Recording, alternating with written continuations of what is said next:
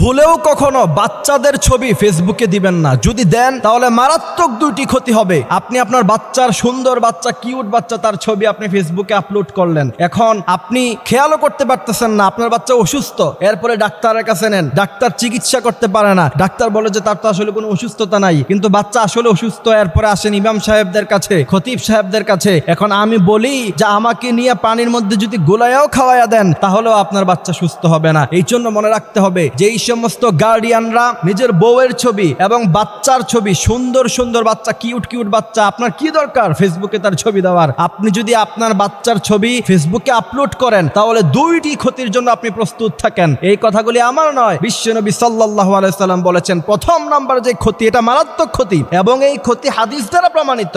আপনি আপনার বাচ্চার সুন্দর একটা ছবি আপনি ফেসবুকে আপলোড করলেন, এরপরে আপনার পরিচিত মানুষরা ফেসবুকে দেখে সে যদি বদনজর দেয়, আর নজর হাক্কুন, রাসূল করিম সাল্লাল্লাহু আলাইহি সাল্লাম বলেছেন নজর এটা সত্য জিনিস। ফেসবুকে বাচ্চার ছবি আপলোড দেওয়ার পরে কেউ না কেউ বদনজর দিতে পারে, আর আপনার বাচ্চার উপর যদি একজনের বদনজর লেগে যায় তাহলে আপনার বাচ্চার লাইফ শেষ। কারণ বদনজর একটা কঠিন জিনিস। বুখারীর মধ্যে হাদিস এসেছে, আন আবি হুরায়রা রাদিয়াল্লাহু তাআলা আনহু قال قال رسول الله صلى الله عليه وسلم العين حق।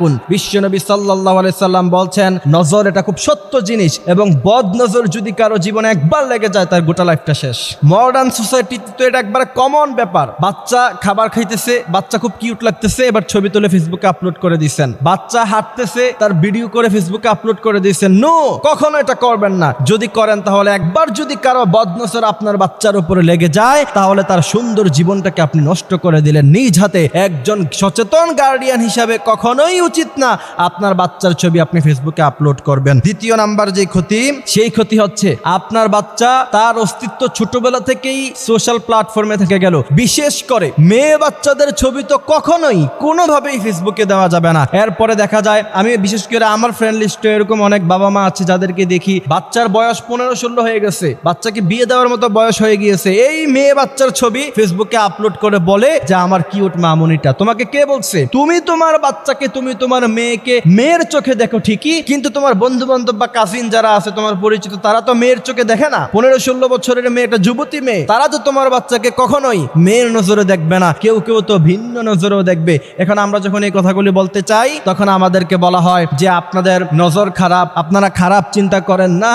বিশ্বনবী সাল্লাল্লাহু আলাইহি ওয়াসাল্লাম যেটা নিষেধ করে গিয়েছেন সেটার মধ্যে কখনো ভালো জিনিস থাকতে পারে না। বিশ্বনবী সাল্লাল্লাহু আলাইহি সাল্লাম বলেছেন একটা বাচ্চা যখন উপযুক্ত বয়স হয়ে যায় তখন তাকে পর্দা করতে হবে। 7 বছর বয়সে বাচ্চাকে নামাজ পড়াতে হবে, 10 বছর বয়সে তাকে নামাজ না পড়লে তাকে পিটাতে হবে। বর্তমান সময়ে বেশিরভাগ মেয়েরা 10 বছরে বালাগা হয়ে যায়। আপনি তাকে 15 বছর তার বয়স, তার ছবি ফেসবুকে দিয়ে আপনি কখনোই এই কথা বলতে পারেন না যে তার উপর কেউ খারাপ নজর দিবে না। সুতরাং এই বিষয়গুলি খেয়াল রাখতে হবে। আল্লাহ সুবহানাহু ওয়া তাআলা আমাদেরকে এই কথাগুলি বুঝার, মানার তৌফিক দান করুক। আমিন।